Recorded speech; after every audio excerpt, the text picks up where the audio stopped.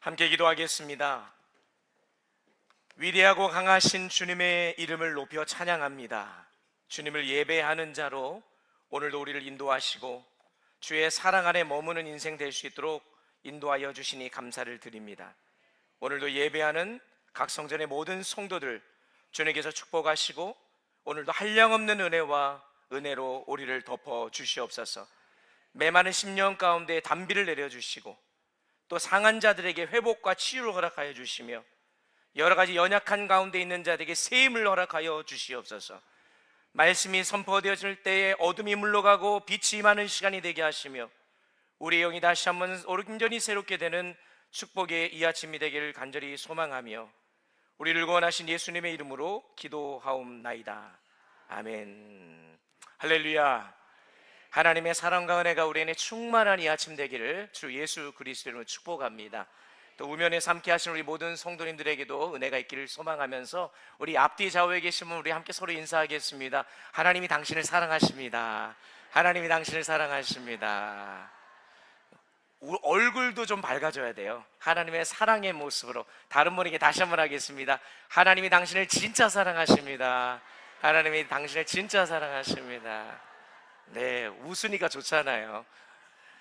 네, 우리 모두를 사랑하시는 하나님 앞에 온 마음으로 예배하는 이 시간 참 복된 시간인 줄 믿습니다. 오늘 특별히 주시는 말씀, 해방된 백성의 노래라는 제목으로 함께 말씀을 나눕니다.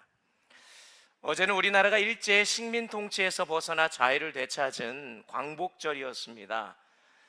그 광복의 그 기쁨을 경험한 우리 장로님 권사님들이 아마 계실 거라고 생각하는데 1945년 8월 15일 빼앗겼던 나라를 되찾고 잃어버렸던 자유를 되찾은 지 올해로 벌써 81주년이 되었다고 합니다. 광복이라는 이 말은 한자로 보니까 빛광자의 회복할 복이에요. 말 그대로 빛을 다시 찾았다는 거죠. 보통 그래서 광명을 얻었다 뭐 이런 얘기를 많이 하지 않습니까? 오랜 시간 나라를 빼앗기고 자유를 잃었던 우리 민족에게 광복은 다시 빛을 찾고 자유를 되찾은 감격스러운 사건입니다. 그래서 오늘 우리가 누리고 있는 이 자유, 우리가 자유롭게 살아가고 자유롭게 말하며 무엇보다도 이렇게 마음껏 자유롭게 하나님을 예배할 수 있다는 것은 결코 당연한 일이 아닙니다. 나라의 독립과 자유를 위해서 자신의 삶을 희생했던 수많은 그런 수고와 희생이 있었고 무엇보다도 역사의 주관자 되시는 하나님의 은혜가 있었음을 우리는 기억해야 될 줄 믿습니다. 그런데 이 광복절을 맞아서 여러분과 함께 생각해보고 싶은 질문이 하나가 있어요. 그것은 해방된 백성은 과연 어떻게 살아야 하는가입니다.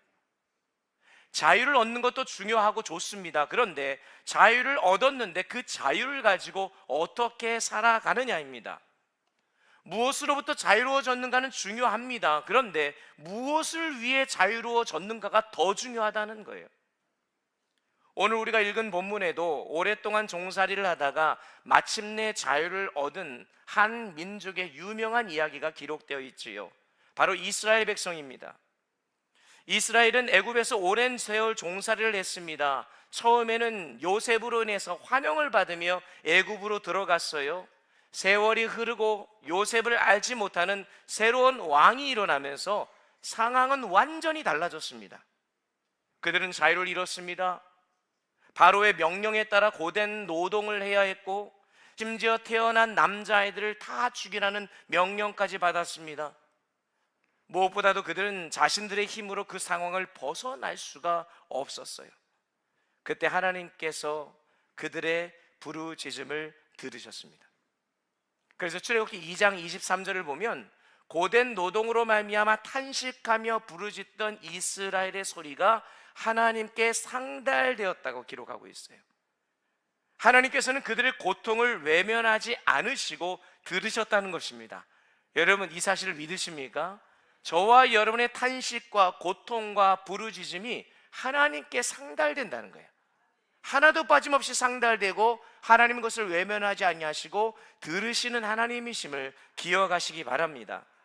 그런데 애굽에서 나온 이 이스라엘 백성들, 어떻게 보면 하나님이 고통 속에 있던 이 이스라엘 백성들의 그 고통의 소리를 들으시고 모세를 택하시고 부르시고 10가지 재앙을 내리시며 마침내 바로의 손에서 그들을 건져내셨어요. 그래서 이스라엘 백성들이 그곳에서 나왔을 때에 이제는 자유를 만끽하며 살아가지만 또다시 위기가 찾아오죠. 앞에는 홍해가 가로막고 있고 뒤에는 바로의 군대가 추격해 오는 상황, 앞으로 갈 수도 없고 뒤로 갈 수도 없는 진퇴양난의 상황에 놓여졌습니다. 그러나 우리는 너무나 잘 아는 대로 하나님께서는 그 바다 가운데 길을 내셨습니다. 그리고 이스라엘 백성들은 하나님이 내오신 그 길을, 마른 땅을 밟고 홍해를 건넜고 뒤따라 들어온 애굽의 군대는 바닷물에 휩쓸리며 그대로 수장되죠. 그리고 오늘 본문 30절은 이 모든 사건을 한 문장으로 정리합니다. 그날에 여호와께서 이같이 이스라엘을 애굽 사람의 손에서 구원하시매. 마침내 이스라엘은 오랜 종살이에서 벗어나 자유를 얻게 되었다는 겁니다. 자, 그러면 이제 이 해방된 이스라엘이 어떻게 살아야 하는가? 오늘 본문을 통해 이 해방된 백성이 어떻게 살아야 하는지를 함께 살펴보면서 81주년 광복을 맞는 우리나라와 우리의 민족, 또 그 가운데 우리들, 또 우리의 영적인 광복을 맞는 그 구원의 은혜를 입은 저와 여러분이 과연 해방된 백성으로 어떠한 삶을 살아야 할지를 오늘 함께 말씀을 통해 살펴보면 은혜를 나누고자 합니다. 먼저 첫 번째로는 해방된 백성은 해방의 은혜를 날마다 기억해야 합니다. 오늘 보면 3절에서 우리가 먼저 주목해야 될 단어가 뭐냐면 바로 여호와께서입니다. 그럼 누가 이스라엘을 구원하셨습니까? 크게 해보세요. 누가? 여호와께서 구원하셨습니다. 구원의 주체가 누구라고요? 여호와 하나님이시라는 겁니다. 본문은 이스라엘이 스스로 애굽 사람의 손에서 벗어났다고 말하지 않습니다. 이스라엘이 홍해를 가른 것도 아니고 자신의 힘으로 애굽 군대를 물리친 것도 아니잖아요. 하나님께서 직접 바다 가운데 길을 내셨고 하나님께서 바로의 손에서 그들을 건져내신 줄 믿습니다. 다시 말해 이스라엘의 해방은 그들의 힘과 능력으로 이루어낸 것이 아니라 하나님이 주체가 되셔서 하나님께서 베풀어 주신 구원의 은혜였다는 것이죠. 그러니 여러분, 해방된 백성이 가장 먼저 해야 될 일이 무엇이겠습니까? 자신들이 어디에서부터 구원을 받았고 또 그리고 누가 자신들을 구원하셨는지를 기억하는 것입니다. 우리도 마찬가지입니다. 광복 81주년을 맞았습니다. 여러분, 어제 광복절이었다고 하잖아요. 저도 참 말씀을 준비하면서 어젯밤에 이 말씀 앞에서 저도 회개한 것이 광복 81주년을 맞았는데 그 감흥이 저한테 많이 없는 거예요. 일제 지하에 탄압으로 있다가 광복을 경험한 우리 권사님 장로님들은 그 자유가 얼마나 기쁘고 중요하고 소중한지를 아실 것이고 그날을 기억하실 텐데, 뭐 저처럼 그 경험이 없던 자들에게는 의미는 알겠지만 그것이 얼마나 기쁜 일이고 감사한 일인지를 잊어버린다는 거죠. 그래서 우리가 누리고 있는 이 자유를 너무나도 당연하게 여기며 살아갑니다. 여러분, 나라를 잃고 우리말과 이름마저 사용하지 못하던 때가 있었다고 하죠. 그 경험이 있으실 겁니다. 그러므로 여러분, 나라의 독립과 자유를 위해 수많은 사람들이 희생을 하셨습니다. 그러므로 저와 여러분은 그 역사를 안다면 우리가 해야 될 것은 뭡니까? 기억하는 거죠. 그리고 그 희생에 감사해야 합니다. 동시에 믿음의 눈으로 우리의 역사를 돌아보면서 여기까지 우리 민족을 지켜주시고 인도하여 주신 하나님의 은혜 또한 기억해야 될 줄 믿습니다. 그러나 우리는 여기에서 한 걸음 더 나가야 됩니다. 이스라엘 백성에게 출애굽의 은혜가 있었다면 오늘 예배하는 저와 여러분에게는 십자가의 은혜가 있기 때문입니다. 이스라엘을 붙들고 있던 것은 바로의 권세잖아요. 근데 저와 여러분을 붙들고 있던 더 근본적인 권세가 있습니다. 죄의 권세였습니다.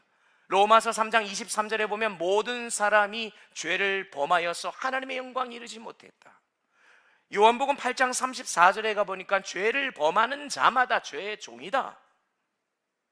이스라엘이 자신의 힘으로 그 바로에게서 벗어날 수 없었던 것처럼 우리도 자신의 힘으로 죄의 권세에서 벗어날 수가 없었어요. 아무리 선하게 살려고 노력해도, 또한 아무리 종교적인 행위를 열심히 해도 죄와 죽음의 문제는 해결할 수가 없다는 거예요. 그래서 하나님께서 우리를 위하여 바로 예수 그리스도를 보내주신 것 아니겠습니까? 예수님께서 십자가에서 우리의 죄값을 담당하여 죽으셨고 죽음의 권세를 깨뜨리시고 다시 살아나심으로 말미암아 우리에게 이 죄와 죽음에서 자유를 허락하여 주신 줄 믿습니다. 그래서 예수님이 요한복음 8장 36절에서 이렇게 말씀하세요. 다 같이 한번 읽어보겠습니다. 한 목소리 읽습니다. 그러므로 아들이 너희를 자유롭게 하면 너희가 참으로 자유로우리라. 아멘. 사랑하는 여러분, 광복이 빼앗겼던 나라의 자유를 되찾은 사건이라고 한다면 복음은 죄에게 빼앗겼던 우리의 삶을 하나님께서 되찾으신 사건입니다. 그러므로 이 광복의 은혜를 기억하는 오늘 우리는 동시에 십자가의 은혜를 기억해야 하는 것입니다. 이스라엘이 자신들을 애굽에서 건져내신 하나님을 기억해야 냈던 것처럼 우리도 우리가 도대체 어디에서부터 구원받았는지 그리고 누가 우리를 구원하셨는지를 잊어서는 안 되는 겁니다. 그래서 저와 여러분이 오늘 이 예배의 자리에 나올 때 집을 떠나는 순간부터 오늘 이 자리에 오는 순간까지 어떠한 마음으로 이 자리에 나와야 되는가? 내가 죄에서 죽을 수밖에 없었던 존재인데 내가 구원을 받았는데 내가 어디서 구원을 받았고 누가 나를 구원하셨는지를 기억하며 감사함으로 이 자리에 나오셨어야 되는 거예요. 그래서 오늘 이 예배가 이 하나님의 구원의 은혜를 다시 한번 기억하고 떠올리며 감사하는 은혜의 예배가 되기를 주의 이름으로 축원합니다. 한번 다 같이 따라해 보겠습니다. 주님이 나의 죄를 사해 주셨습니다. 죽음에서 생명으로 옮겨 주셨습니다.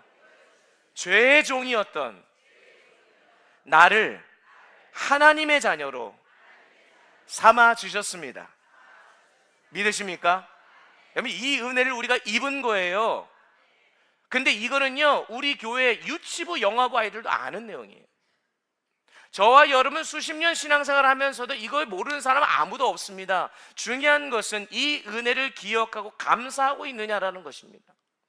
예수님을 우리에게 보내주시고 그분이 십자가에서 죽으심으로 죄의 권세를 이기시고 우리로 하여금 죽음으로부터 해방시켜 주셨습니다.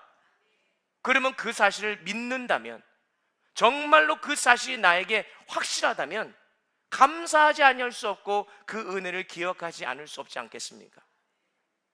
광복의 기쁨을 맞이했던 그 당사자인 우리 어르신들, 그 은혜와 기쁨이 얼마나 큰지를 사실 저와 그 시대를 겪지 못한 분들은 그만큼 못 느끼실 거예요.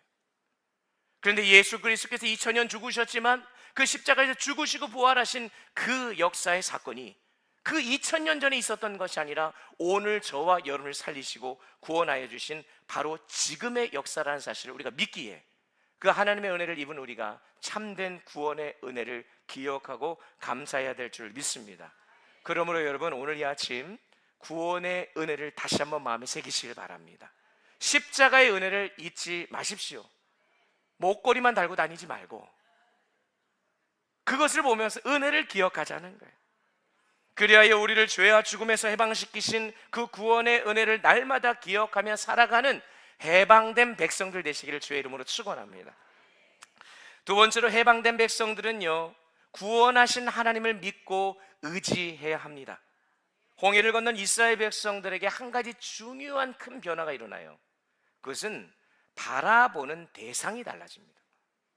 홍해를 건너기 전 이스라엘 백성들은 무엇을 바라보고 있었을까요? 14장 10절을 보면 무엇을 바라보는지 알 수 있습니다. 바로가 가까이 올 때 이스라엘 자손이 눈을 들어본즉 애굽 사람이 자기를 뒤에 이른지라 이스라엘 자손이 심히 두려워하여 여호와께 부르짖고. 지금 여호와께 부르짖은 이유가 뭐냐면 지금 눈을 들어 무엇을 봤냐면 애국 군대와 바로가 자기들을 쫓아오는 것을 봤다는 거예요. 그리고 나서의 반응이 이스라엘 자손이 심히 두려워하였다. 그들의 눈에는 뭐가 보였어요? 애국 군대가 보인 겁니다. 자신들을 향해 달려오는 병거가 보였고 앞을 가로막고 있는 홍해가 보였습니다. 여러분, 그러니 두려울 수밖에요. 그런데 홍해를 건넌 후에는 무엇을 보았는지가 중요합니다. 33절 다시 한번 읽어보겠습니다. 31절입니다. 함께 읽겠습니다. 시작. 이스라엘이 여호와께서 애굽 사람들에게 행하신 그 큰 능력을 보았으므로 백성이 여호와를 경외하며 여호와와 그의 종 모세를 믿었더라. 아멘. 여러분, 지금 이것이 구원받은 사람에 나타나는 변화인데, 지금 그들의 눈에 애국 군대가 보였던 자들인데 홍해를 건너고 나서는 그들이 무엇을 봤다고요? 하나님의 큰 능력을 보기 시작했다는 겁니다. 할렐루야. 그 전에 보이지 않았던 하나님이 보이기 시작했어요. 그러면서 두려움의 대상도 바뀝니다. 홍해를 건너기 전에는 애굽 사람들을 두려워했지만 홍해를 건넌 이후에는 여호와를 경외하게 되었고 여호와와 그의 종 모세를 믿었다고 기록하고 있어요. 여러분, 이게 해방된 자들의 변화라는 거예요. 구원받은 자들의 변화의 모습입니다. 구원받았다고 해서, 믿음이 있다고 해서 우리 앞에 홍해가 사라지는 것 아니에요. 구원받은 백성이라고 우리에게 문제가 없고 아무런 어려움이 우리의 삶에 찾아오지 않는다는 것 아닙니다. 그래서 여러분, 중요한 것이 뭐겠습니까? 무엇을 바라보느냐입니다. 문제만 바라보면 문제가 크게 보이고, 사람만 바라보면 사람이 두려워요. 환경만 바라보면 환경에 의해 흔들립니다. 그러나 하나님을 바라보면 그 모든 것보다 크신 하나님을 보게 될 줄 믿습니다.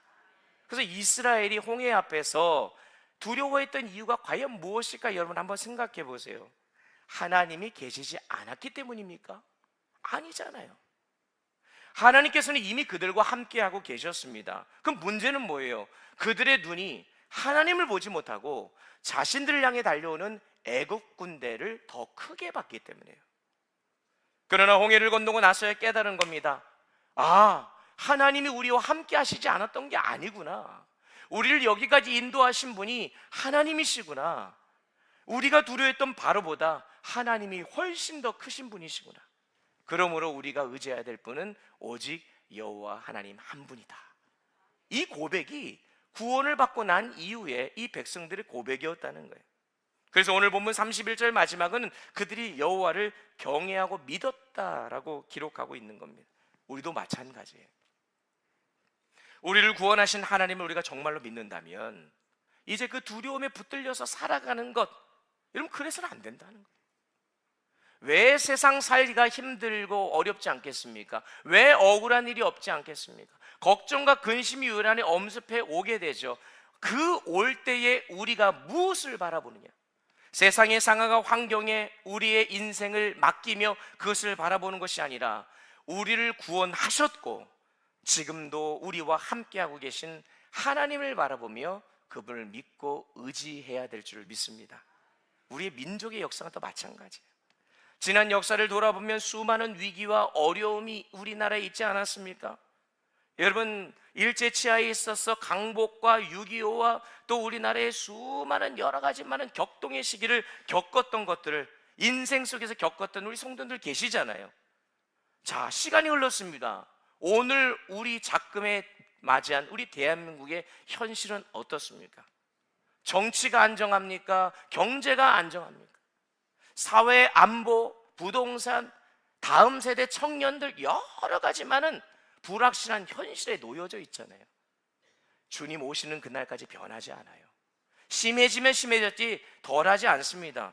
그러면 우리는 어떻게 해야 되겠습니까? 우리가 궁극적으로 의지해야 되는 것은 사람이나 세상의 힘이 아니라 역사의 주관자 되신 하나님이셔야 되지 않겠습니까? 개인의 삶도 그래요. 여러분의 각자의 삶에 어떤 홍해들이 다 놓여져 있을 겁니다. 특히 건강의 문제로 고통받고 힘들어하는 분들 많이 계시죠. 자녀의 문제일 수도 있고 경제적인 어려움과 관계의 문제일 수도 있습니다. 때로는 아무리 노력해도 아무리 생각해도 도저히 길이 보이지 않는 캄캄한 터널과 같은 곳을 지나가는 느낌인 분들도 계실 겁니다. 그런데 그럴 때 우리는 기억해야 합니다. 홍해를 가르신 하나님, 바다 가운데 길을 내신 하나님, 이스라엘을 건져내신 하나님이 바로 오늘도 우리의 하나님이 되시다는 사실, 이 사실을 믿으시길 바랍니다. 그러므로 여러분, 문제보다 크신 하나님을 바라보시기 바랍니다. 환경보다 하나님을 신뢰하는 거예요. 우리를 여기까지 인도하신 하나님께서 앞으로도 우리의 길을 인도하실 줄 믿습니다. 여러분 놀랍지 않습니까? 우리의 믿음이 대단해서 여기까지 온 겁니까? 때로는 하나님을 의심하기도 했고 하나님을 전적으로 믿지도 못했고 하나님이 아닌 다른 곳을 향해 우리가 눈을 들어 그것들을 바라보았지만 돌아보니까 지금까지의 모든 인생이 전적인 주의 은혜 아니었습니까? 이왕이면 나중에 뒤늦게 가서 이게 은혜였구나 깨닫지 말고 매 순간 하나님의 은혜를 고백하며 살아가는 것이 우리의 삶이 구원받은 백성이 즐길 수 있는 기쁨과 감사의 삶이 아니겠습니까? 여러분, 해방된 백성은 결국 두려움에 붙들려 살아가는 자가 아니에요. 자신을 구원하신 하나님을 믿고 의지하며 살아가는 백성임을 믿으시기 바랍니다. 그러니까 저와 여러분 모두가 그러한 해방된 백성으로 우리의 영적인 눈을 열어 주를 바라보며 주님을 신뢰하는 우리의 삶이 될 수 있기를 주의 이름으로 축원합니다. 이렇게 해방된 백성이 마지막으로는요, 결국 오늘 이 마지막 세 번째가 참 중요한데 하나님을 예배해야 한다는 사실입니다. 이제 홍해를 완전히 건넜습니다. 하나님의 구원의 은혜로 그들이 건너서 하나님의 은혜를 기억했고 또한 구원의 은혜를 입은 자들이 그 전에 바라보지 못했던 하나님을 바라보며 하나님을 경외하고 믿고 의지하기 시작했던 그들, 그 다음에 15장 1절 말씀에 이러한 이스라엘 백성들의 반응을 보게 됩니다. 사실 오늘 이 말씀이 중요해서 14장 마지막 절에서 본문을 마무리할 수 있지만 15장 1절 2절까지의 말씀을 본 이유가 여기 있는데 다 같이 한번 읽겠습니다. 함께 다 같이 1절 말씀 읽겠습니다. 모세와 이스라엘 자손이 이 노래로 여호와께 노래하니 일러스되 내가 여호와를 찬송하리니 그는 높고 영화로우시며 말과 그 탄 자를 바다에 던지셨음이로다. 아멘. 홍해를 건넌 이스라엘이 가장 먼저 한 일이 여러분 뭐예요? 뭐라고요? 노래했다, 찬양했다 되어 있습니다. 누구를 향해 노래합니까? 자신들의 승리를 자랑합니까? 아니면 자신들을 인도한 모세를 칭송합니까? 아니에요. 하나님을 향한 노래였습니다. 그래서 오늘 설교의 제목을 해방된 백성의 노래, 우리도 이 노래를 부르자라는 심정으로 제목을 정했어요. 그들은 자신들을 구원하신 하나님을 찬양했습니다. 그 찬양의 내용이 2절에 이렇게 기록되어 있어요. 여호와는 나의 힘이요 노래시며 나의 구원이시로다. 그는 나의 하나님이시니 내가 그를 찬송할 것이요 내 아버지의 하나님이시니 내가 그를 높이리로다. 아멘. 얼마나 아름다운 고백입니까? 여호와는 나의 힘이십니다. 따라해볼게요. 여호와는 나의 힘이십니다. 자, 여러분 이거를요 날마다 수도 없이 고백해 보십시오. 놀라운 역사가 일어납니다. 안 일어나면 저 찾아오세요. 입술로 선포하는 겁니다. 하나님을 찬양하는 겁니다.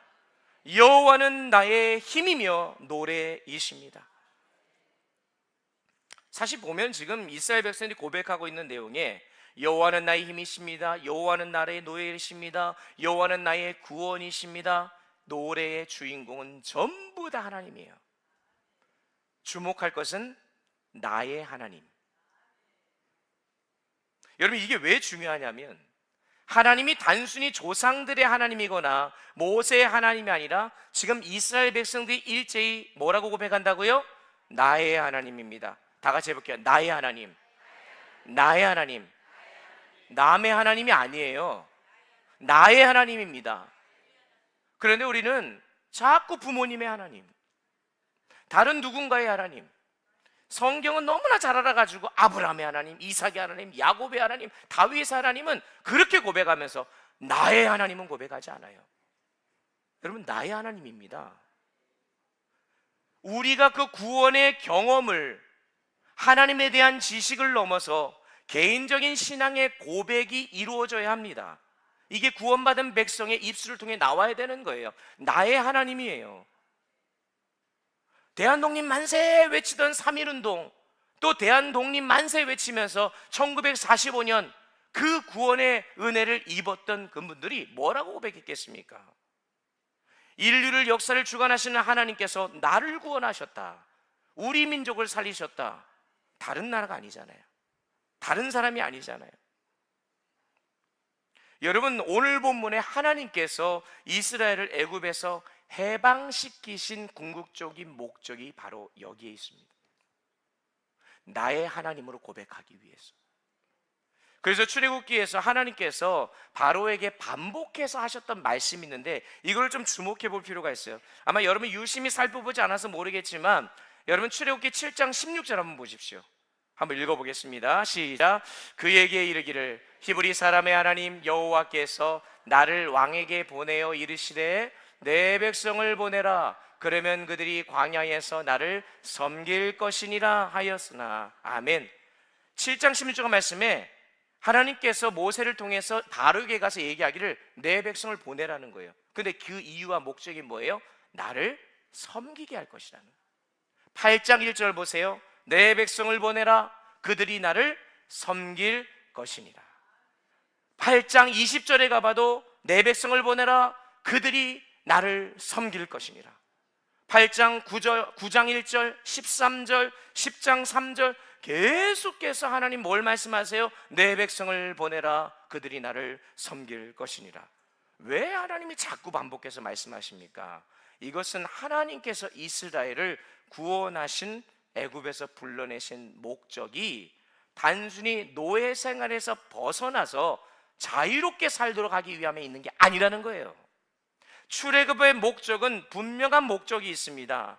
하나님을 섬기는 백성, 하나님을 예배하는 백성으로 삼기 위해서. 출애굽의 목적은 그래서 예배의 회복인 것입니다. 저와 여러분이 구원받은 목적은요, 죄에서 벗어나서 자유롭게 살라, 거기에 있는 게 아니고 하나님을 예배하도록 하기 위해. 사단마귀 선포하는 거죠. 내 백성을 보내라. 그들이 나를 섬길 것이니라. 그래서 여러분이 지금 이 자리에 앉아 있는 것입니다.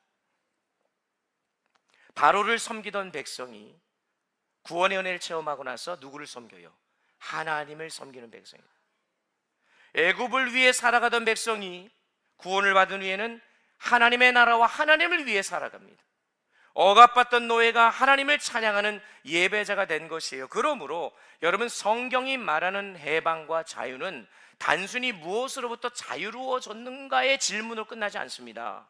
더 중요한 질문이 있는데, 무엇을 위해 우리가 자유로워졌는가?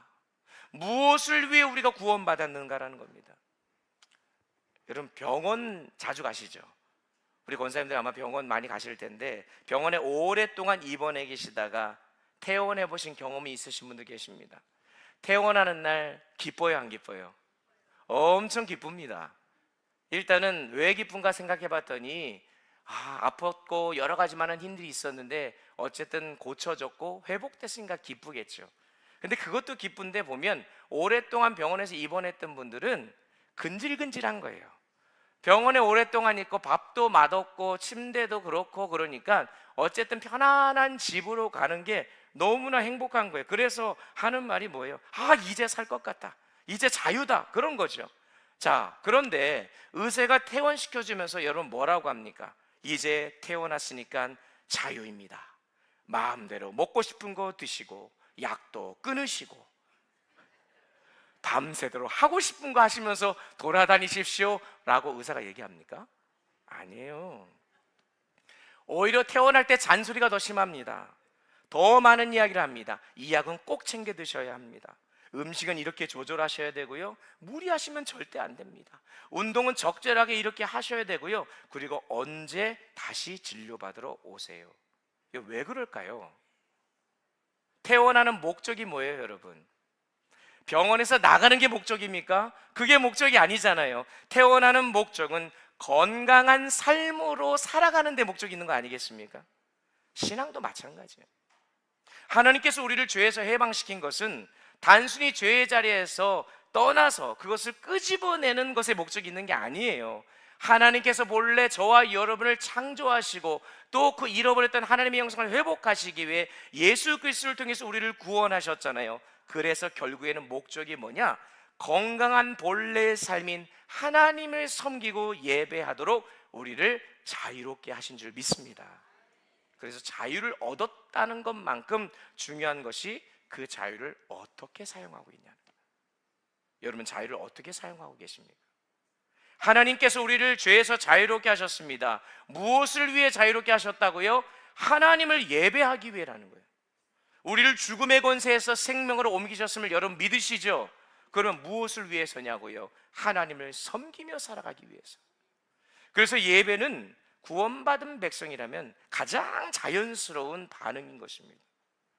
구원받은 백성은 하나님 앞에 예배하며 찬양하게 되어 있다는 거예요. 그래서 여러분들이 오늘 거룩한 주일을 맞아 다른 데 있지 않냐고 이 자리에 나온 가장 궁극적인 목적은 내가 구원받은 백성이기 때문에 예배의 자리로 나온 것이죠. 사실 오늘 말씀 보면요, 이스라엘 백성들이 홍해를 건넜을 때에 누가 시키지 않았는데도 노래하고 찬양합니다. 모세가 하라고 하지 않았어요.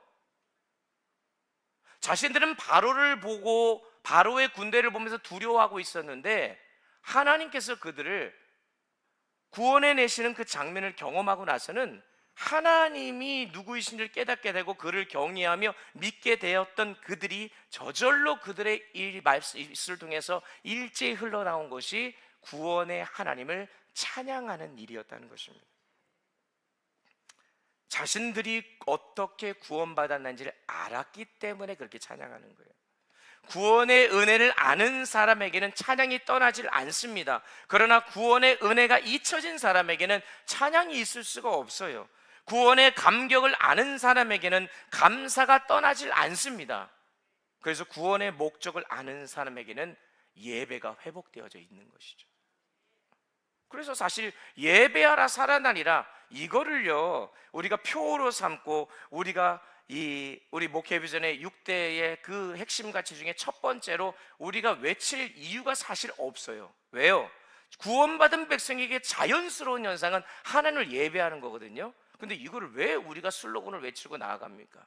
구원의 은혜를 입은 우리들인데 우리가 저절로 하나님을 예배하는 그 자리에 제대로 있지 아니하고 우리의 예배가 온전히 회복되어지지 않으니 하나님이 우리를 예수 그리스도를 보내셔서 구원하신 그 은혜와 그 사랑이 희석되어지고 정말로 가치가 떨어지는 아주 값싼 은혜, 디트리티 보네퍼가 얘기했던 것처럼 정말 값싼 은혜로 취급하게 되어지는 그 모습을 보니까 하나님 너무나도 안타까워서 우리 장신성결교회에 우리 각 성전마다 우리 모든 성도들에게 특별히 2026년 우리가 예배하라, 회복하리라 이거를 지금 외치도록 하는 건 아니겠습니까?